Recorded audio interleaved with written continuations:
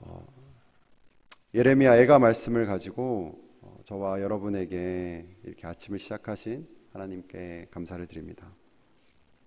혹시 여러분 TV 프로그램 중에 이렇게 오디션을 하는 노래 오디션을 하는 프로그램들을 보신 적이 있으신가요? 저는 이런 프로그램 볼 때 가끔 어떤 사람이 한 분이 정말 한 소절만 딱 불렀는데 노래를 부른 지 1분도 되지 않아서 그분이 가지고 있던 어떤 감정들, 그것이 사랑이라든지 슬픔이라든지 기쁨이라든지 어떤 추억이라는 것을 정말 1분도 되지 않아서 제 마음에 이렇게 전달되는 것들을 경험한 적이 종종 있습니다. 그런 분들이 노래를 참 잘한다 하는 거겠죠. 그런데 그 노래하는 사람의 능력이 있는 것도 맞지만 노래라는 것 자체 갖고 있는 어떤 힘이 있습니다. 사람의 감정을 그대로 전달하는 것이죠. 사실 노래라는 것이 어떤 자신이 느끼고 있는 이 감정을 주체할 수가 없어서 그것이 기쁨이든지 혹은 사랑이든지 슬픔이라든지 그 감정을 최대한 담아서 표현하는 것이 노래라고 할 수 있을 것입니다. 우리가 이번 주에 묵상하고 있는 하나님 말씀은 그 책의 제목이 예레미야 애가입니다. 여러분 여기서 애가가 어떤 뜻인지 다 아실 것이라 생각이 듭니다. 애가는 바로 슬픈 노래라는 것이죠. 선지자 예레미야가 하나님의 성전이 무너지고 그 하나님의 백성들이 쓰러져서 그 성 안에서 죽어가는 것을 보면서 예레미야가 그 슬픔의 노래를 부르는 것이 바로 오늘 우리가 읽은 예레미야 애가입니다. 예레미야가 눈물로 이렇게 울부짖고 가슴을 이렇게 찢어가면서 애통해하는 그 감정을 어떻게 제가 이 자리에서 여러분에게 그대로 다 전달할 수 있겠습니까? 그렇게 할 수는 없겠죠. 그렇지만 이 예레미야의 마음에 감동을 주신 분도 성령 하나님이시고 그것을 기록하게 하신 분도 성령 하나님이시죠. 그렇다면 지금 이 시간에 저와 여러분에게 정말 우리 마음 가운데 하나님께서 운행하여 주시고 그렇게 말씀을 조명하여 주실 때에 이 말씀에 적혀있는 이때에 느꼈던 그 선지자 예레미야의 감정을 이 절망의 자리에서 부르는 이 노래에 담긴 그 감정을 우리도 느끼고 이 고백을 가지고 우리도 오늘 우리 삶에서 기도하는 은혜가 있기를 주님의 이름으로 축원합니다. 오늘 말씀으로 들어가서 말씀을 보면 선지자 예레미야는 자신의 입으로 이렇게 예언했던 것, 대언했던 것들을 하나님께서 즉 이스라엘에게 경고하셨던 것들이 정말 이루어지고 있는 것을 자기의 눈으로 이렇게 보고 있습니다. 성전이 무너진다 무너진다 너희가 멸망할 것이다 라고 말했는데 지금 예레미야 눈에서는 그들이 멸망하고 있고 성전이 파괴되고 있습니다. 그 여러 가지 성전이 무너지는 여러 모습 가운데 오늘 저희가 읽었던 오늘 특별한 오늘 본문은 특별히 기근으로 인해서 먹을 것이 없어서 고통받고 있는 백성들을 바라보면서 그 비참함을 노래하고 있습니다. 11절 말씀을 제가 읽겠습니다. 오늘 본문 2장 11절 말씀입니다. 내 눈이 눈물에 상하며 내 창자가 끊어지며 내 간이 땅에 쏟아졌으니 이는 딸 내 백성이 패망하여 어린 자녀와 젖먹는 아이들이 성읍 길거리에 기절함이로다. 예레미야가 지금 보고 있는 것은 어떤 상황입니까? 11절 후반부에 방금 읽은 부분을 보면 어린 자녀와 젖먹는 아이들이 성읍 길거리에서 이렇게 의식을 잃어서 쓰러져 가는 것을 보고 있습니다. 12절 본문도 제가 읽겠습니다. 그들이 성읍 길거리에서 상한 자처럼 기절하여 그의 어머니들의 품에서 혼이 떠날 때에 어머니들에게 이르기를 곡식과 포도주가 어디 있느냐 하도다. 아이들이 얼마나 배고프면 그 배고픔에 지쳐서 정신을 잃고 기절하고 있는 것을 예레미야가 지금 보고 있습니다. 여기서 상한 자처럼이라고 방금 읽었던 이 본문은 이 번역된 원어는 중상을 입어서 죽어가는 것처럼이라는 의미를 가지고 있습니다. 정말 작은 아이들이 치유할 수 없는 중상을 입어서 쓰러져 가고 죽어져 가는 것들을 저희는 꽃이 시들어가는 것만 봐도 슬픈데 정말 사람들이 특히 어린 아이들이 죽어가는 것을 예레미야가 보고 있습니다. 아이들이 너무나 배고파서 아무것도 줄 수 없는 그 엄마의 품에서 굶주려 죽어가고 있는 순간이 지금 이 말씀 본문입니다. 근데 죽어가는 아이들 중에 아주 어린 아이들도 있지만 말을 할 수 있는 아이들이 이렇게 말하고 있는 겁니다. 우리를 치면은 유치부 아이들 정도나 초등부 아이들 정도겠죠. 그 아이들이 엄마에게 말하고 있는 것이 방금 11절 말씀입니다.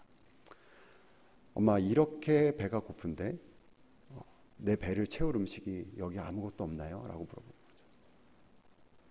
이 성에 우리가 다 같이 있는데 지금 내가 먹을 것이 이렇게 하나도 없나요? 라고 물어보는 거죠. 혹시 이러한 묘사와 이 표현이 너무 과장된 것은 아닐까라는 생각이 들 수도 있을 것입니다. 근데 지금 이런 일이 일어나고 있는 상황을 설명한 말씀이 에레미야서의 다른 본문 가운데 있습니다. 에레미야서 52장 4절부터 6절까지 말씀입니다. 에레미야서 52장 4절부터 6절까지 말씀을 이 상황이 묘사되어 있는 걸 제가 읽겠습니다. 시드기야 제9년 열째 달 열째 날에 바벨론 왕 느부갓네살 왕이 그의 모든 군대를 거느리고 예루살렘을 치러 올라와서 그 성에 대하여 진을 치고 주위에 토성을 쌓음에 그 성이 시드기야 왕 제11년까지 포위되었더라. 그해 넷째 달 9일에 성중에 기근이 심하여 그 땅 백성의 양식이 떨어졌더라. 이 말씀에 나온 설명처럼 바벨론 왕이 군대를 다 이끌고 그 당시에 가장 강력했던 바벨론이 예루살렘 성 주위를 둘러싸게 됩니다. 아무도 나갈 수 없고 아무도 들어갈 수 없게 둘러싼 것이죠. 4절 앞부분에 그 포위가 언제 시작되었다고 나와 있습니까? 시드기야 왕 제9년, 숫자 9를 기억해줘. 9년 열째 달입니다. 그리고 그것이 언제까지라고 되어 있습니까? 5절에 되어 있죠. 방금 읽었죠. 시드기야 왕 제11년. 아까는 9년이고 지금 11년입니다. 11년, 그리고 6절에 보면 그것이 넷째 달이라고 더 추가된 설명들이 나옵니다. 그러니까 이거를 계산해 보면 대략 18개월이 됩니다. 1년 반이죠. 여러분 상상할 수 있겠습니까? 어느 한 곳에 1년 반 동안 나갈 수 없고 들어갈 수 없고 아무런 것이 들어갈 수 없는 그 안에 있는 것들만 살아야 되는 기간이 1년 6개월이었습니다. 그러니까 모든 이 정도가 되면 거의 끝자락이 왔을 때는 모든 양식이 떨어져서 아무것도 먹을 수 없는 상황이 된 거죠. 아끼고 아꼈던 양식들도 다 떨어지고 정말 이 갓난 아이, 아주 작은 아이조차 먹을 것조차 없는 상황이 지금 예루살렘 성전 안에서 일어나고 있는 것입니다. 제가 미국에 온 지 딱 1년 반 정도, 18개월 정도 됐습니다. 저로서는 상상하기가 참 어려운데 그 기간 동안 제가 한 곳에 갇혀서 처음에 가졌던 그 양식과 음식만 가지고 살았다면 어땠을까? 점점 줄어드는 음식이 있는데 내가 앞으로 어떻게 살아가야 되나 고민들을 아마 많이 했을 것입니다. 그리고 밖에는 생명을 위협하는 사람들이 둘러싸고 있어서 방금 읽었던 구절 뒤쪽 보면은 탈출하고 나갔던 사람들도 다 죽게 되는 상황이 됩니다. 아무도 나갈 수가 없게 되죠. 그 안에서 고립되고 정말 말라 죽게 되는 상황이 되었습니다. 아무리 생각해도 현대를 사는 저로서는 상상할 수가 없는 그 기근과 처절함이, 절박함이 그 가운데 있는 것입니다. 다시 에레미야가 본문으로 돌아와서 이 포위되어서 나갈 수도 없고 있는 양식은 다 떨어져서 이제 11절에 보면 막 아장아장 걸어다니는 이 아이들이 배고파서 영양실조로 쓰러져서 혼절하고 목숨을 잃는 상황 가운데 있음을 저희가 알 수 있습니다. 여러분 가운데 유튜브를 보시는 분 가운데 종종 오히려 그리스도인들에게 그런 광고가 많이 나오죠. 아프리카 아이들 기근에 갇혀 있는 아무도 도와줄 수 없고 정말 그 썩은 물을 먹고 있고 정말 뼈는 앙상하게 마른 아이들, 그 아이들보다 더 처절한 상황이 지금 상황이라고 볼 수가 있습니다. 차마 우리가 오래 볼 수 없어서 이렇게 광고를 오래 보기 어려울 정도로 힘든 그 상황들, 그보다 더 힘든 상황이, 더 처절한 상황이 지금 예루살렘 가운데 일어나고 있는 것입니다.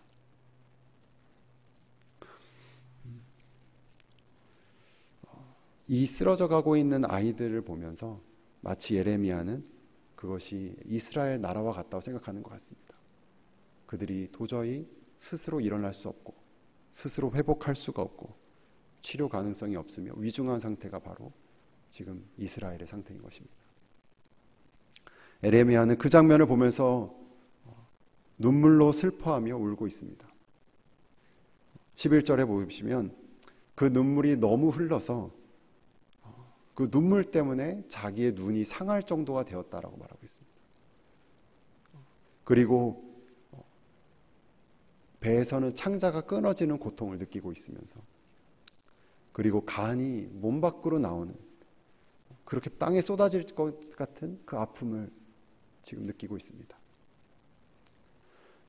이것은 과장된 비유라고 느낄 수도 있지만 이 말씀을 묵상할수록 어떤 느낌이냐면 에레미야는 자신이 경험할 수 있는 자기가 표현할 수 있는 가장 큰 아픔, 가장 큰 슬픔을 비유로 이걸 좀 표현하고 있는 것입니다. 그렇다면 예레미야는 이렇게 예루살렘이 이렇게 징벌을 당하고 고통 겪고 있는 이유를 또한 이 노래 가운데 말하고 있을까요? 네, 그렇습니다. 그 이유는 그리고 한 가지가 아닙니다. 여러분 생각해 보시면 사회적으로 어떤 큰 참사가 일어났을 때 그 참사가 일어나는 이유가 원인이 한 가지뿐 때문이 아니라고 우리가 알 수 있습니다.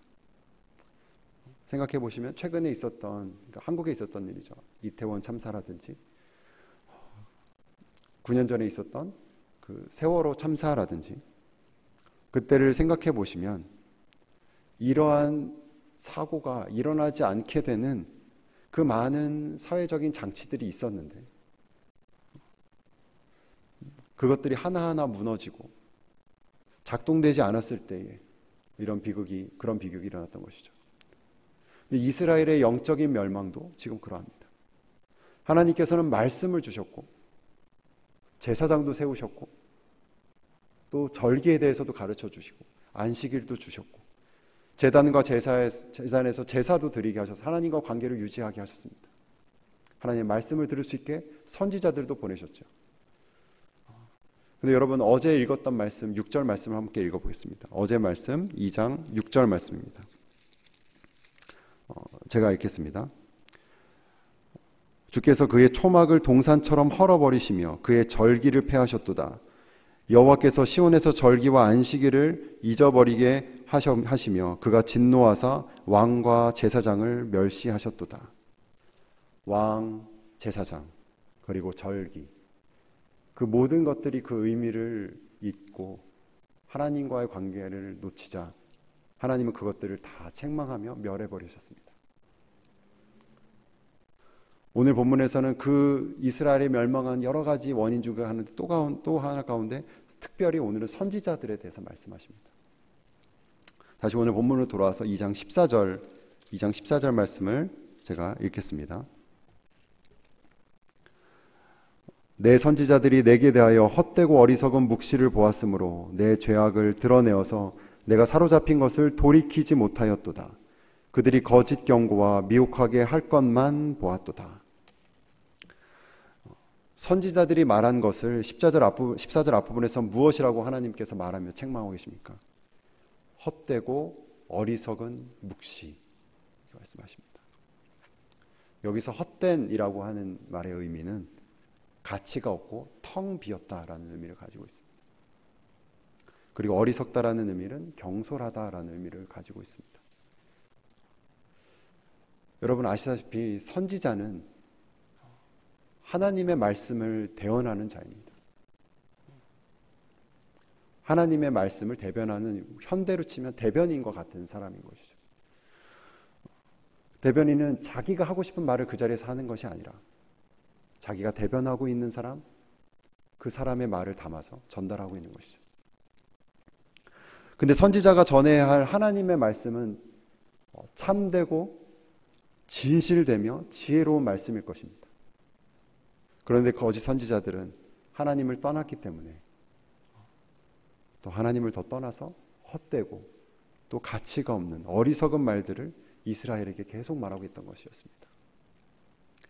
하나님께서 세우신 하나의 은혜의 장치가 망가졌던 것이죠. 이에 대해 예레미야가 하나님께 이렇게 토로하고 있습니다.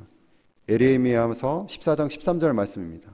이 말씀은 화면에서 아마 나올 텐데 여러분 함께 보시고 예레미야서 14장 13절 말씀 화면을 보시고 함께 읽어보도록 하겠습니다. 네, 준비가 안 된 것 같습니다. 제가 잘못 보낸 것 같습니다. 14장 13절 말씀을 준비됐군요. 네, 함께 여러분 읽어보도록 하겠습니다. 시작. 이에 내가 말하되 슬프도소이다. 주 여호와여 보시옵소서. 선지자들이 그들에게 이르기를 너희가 칼을 보지 아니하겠고 기근은 너희에게 이르지 아니할 것이라. 내가 이곳에서 너희에게 확실한 평강을 주리라 하나이다. 마지막에 내가 이곳에서 너희에게 확실한 평강을 주리라. 이 말씀은 정말 우리 핸드폰의 바탕화면에 넣고 싶을 만큼 너무나 좋은 말씀이죠. 근데 중요한 것은 그것이 하나님께서 이스라엘에게 하신 말씀이 아니라는 것에 있습니다. 선지자들은 하나님께서 이스라엘에게 그 당시 하신 말씀을 전했어야 되는데 그것이 아니라 이스라엘 백성이 듣고 싶어하는 말을, 그들이 상황을 잊고 하나님 말씀보다는 자기가 듣고 싶어하는 말씀을 그 선지자들이 전하고 있는 상황이었습니다. 거짓된 평강을 계속해서 가르쳐줬던 것이죠. 하나님께서는 그들에게 경고를 하시면서 죄에서 떠나야 한다. 지금 그 자리에서 회개하며 나에게 돌아오라 라고 계속해서 선지자들을 보내고 말씀하셨는데 오히려 그들은 핍박을 받고 그들은 소수가 되었으며 많은 선지자들은 괜찮다. 하나님은 사랑이시다. 전쟁은 없을 것이다. 기근도 오지 않을 것이다. 평강이 우리에게 하나님께서 주실 것이다 라고 계속해서 말하고 있는 상황이었습니다. 사랑하는 성도 여러분, 이 말씀은 지금 우리에게도 거의 그대로 저희가 적용할 수 있습니다. 하나님의 말씀은 참되고 지혜로운 말씀이어서 14절 말씀들처럼 우리에게 이렇게 역사하고 있습니다. 우리가 죄인이기 때문에 우리 죄악을 드러내어서 우리가 사로잡힌 것을 돌이키게 하는 것이 하나님의 말씀입니다. 참된 말씀은 거짓된 것들을, 그리고 우리로 하여금 미혹되게 하는 것들을 알게 하며 또 걸러내게 합니다. 그것으로부터 돌이키게 하는 힘이 하나님의 말씀 가운데 있습니다. 이는 야고보서 1장 23절의 말씀과 또 연결이 되는 부분이 있습니다. 야고보서 1장 23절에 보시면 제가 읽겠습니다. 누구든지 말씀을 듣고 행하지 아니하면 그는 거울로 자기의 생긴 얼굴을 보는 사람과 같아서. 야고보 사도는 말씀의 역할을 거울이라고 비유하고 있습니다.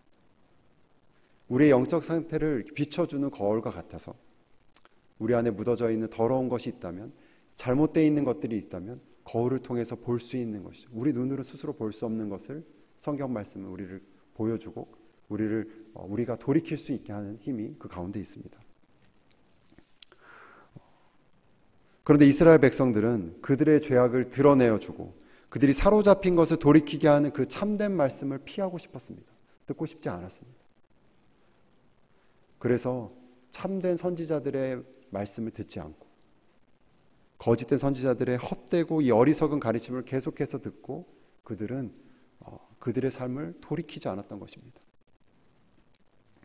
그러하여서 정말로 그 여러 장치들이 다 망가지고 하나님께서 세우신 여러 은혜의 장치들이 다 망가지고 그들 스스로 돌이킬 수 없는 지경이 되어서 하나님께서는 이제 그분께서 친히 경고하셨던 그 책망을, 그 심판을, 영적인 수술을 이스라엘에게 하고 계신 것입니다. 예레미야는 그 이스라엘이 지금 매를 맞고 모욕을 당하며 마치 죽임을 당한 것처럼 쓰러지자 아버지의 마음으로 슬퍼하며 또 탄식하고 있습니다. 오늘 본문 13절 말씀입니다. 제가 13절 말씀 읽겠습니다. 딸 예루살렘이여, 내가 무엇으로 내게 증거하며 무엇으로 내게 비유할까? 처녀딸 시온이여, 내가 무엇으로 내게 비교하며 너를 위로할까? 너의 파괴됨이 바다같이 크니 누가 너를 고쳐줄소냐. 비록 이스라엘 백성들이 그들의 죄악으로 인해 징계를 받고 있는 상황이지만 예레미야는 아빠의 마음으로 그들 백성들이 겪고 있는 고통을 함께 느끼고 있습니다. 그 고통이 말씀을 통해 보면 너무 커서 다른 어떠한 것으로 비유할 수 없을 만큼 너무 깊고 크다라고 말하고 있습니다.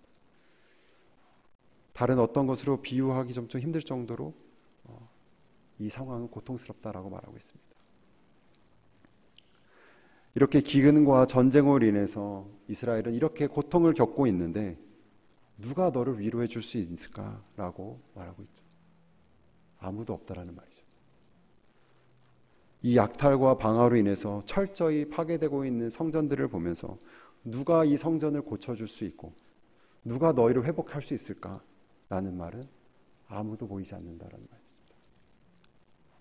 절망, 말 그대로 모든 희망과 소망이 끊어진 상태가 바로 지금 이스라엘 상태입니다.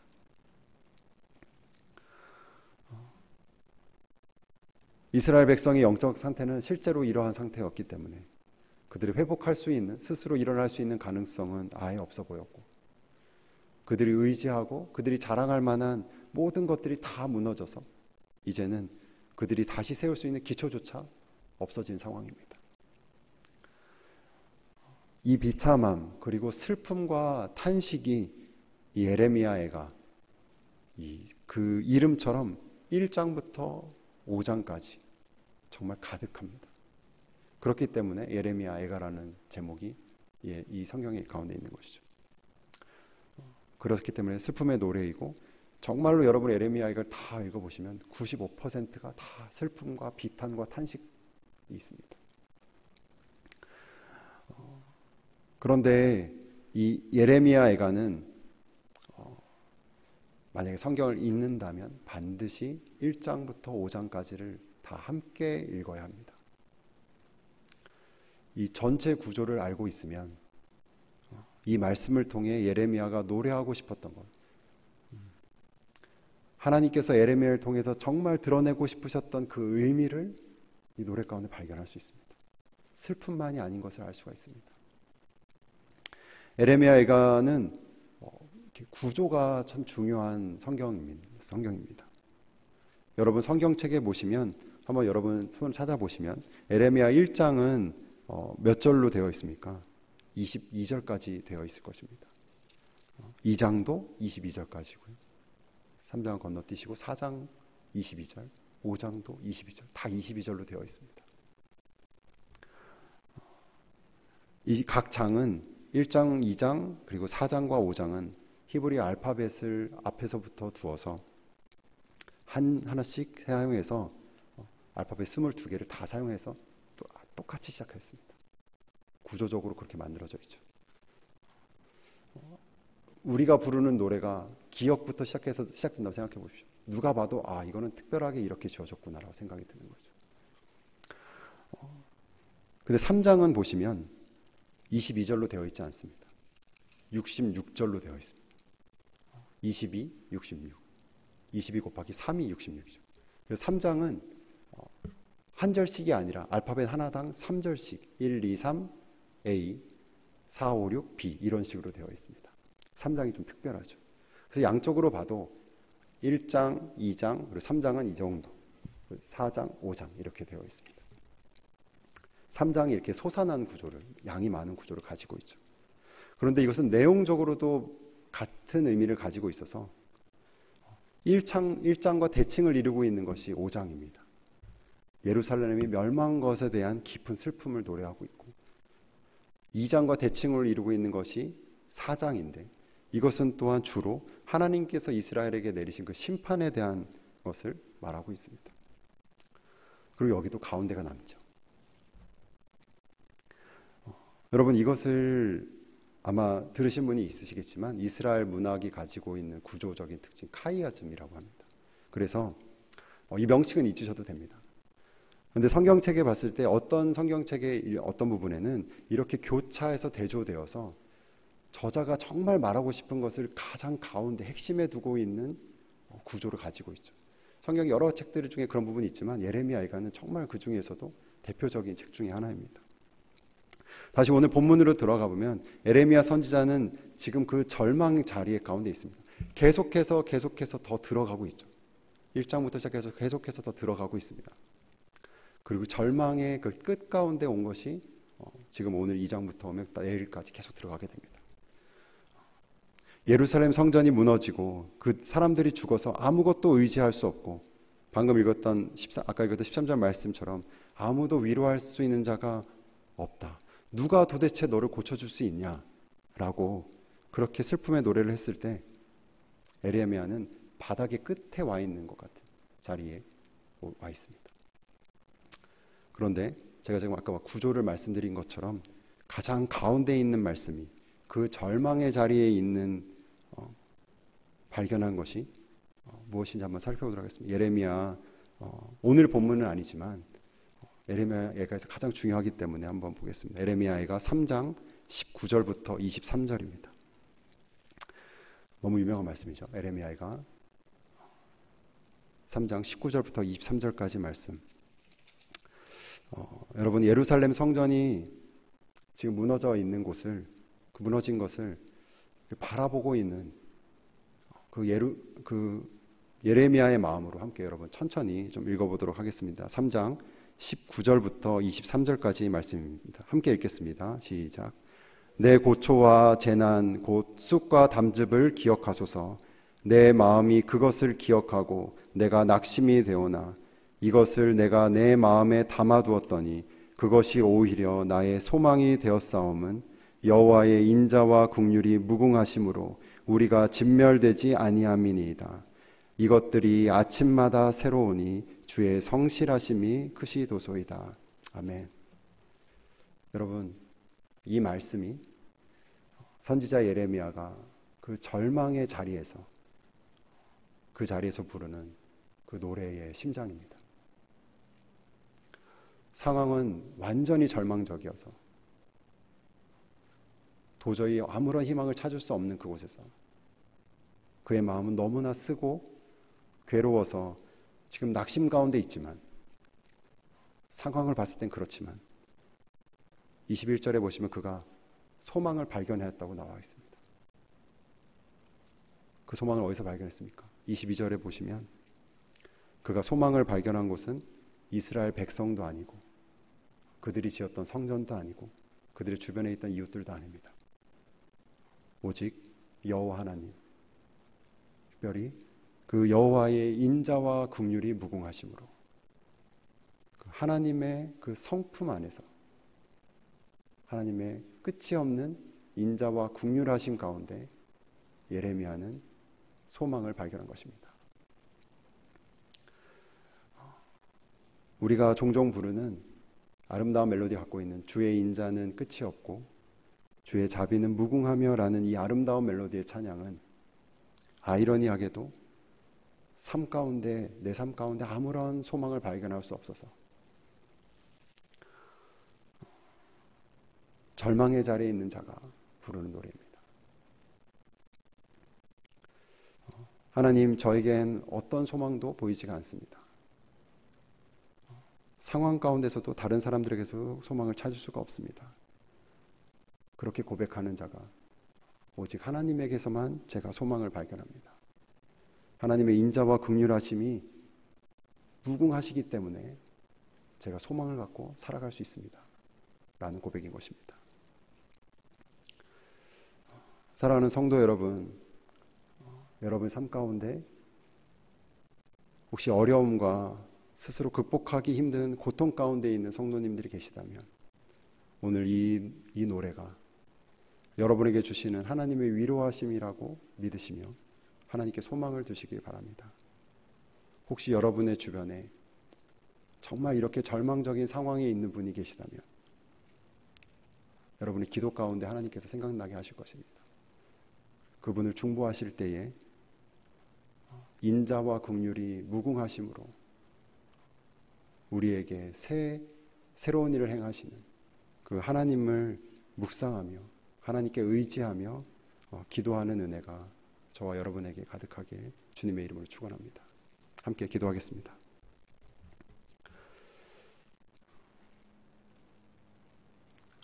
살아계신 하나님 아버지, 아침마다 새로운 은혜를 주시는 성실하신 우리 주 하나님의 이름을 찬양합니다.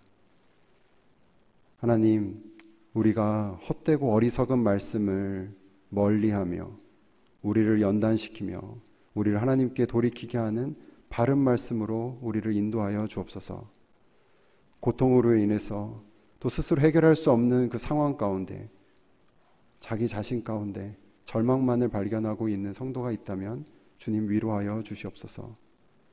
절망의 자리에서 아무것도 의지할 수 없기 때문에 오히려 하나님에게서 소망을 발견하고 노래하는 예레미야처럼 그 인자와 자비가 긍휼하심이 무궁하신 하나님께 의지하며 나아가는 복된 하루가 되게 하여 주옵소서. 이 모든 말씀 우리의 소망 되신 우리 주 예수 그리스도의 이름으로 기도드렸습니다. 아멘.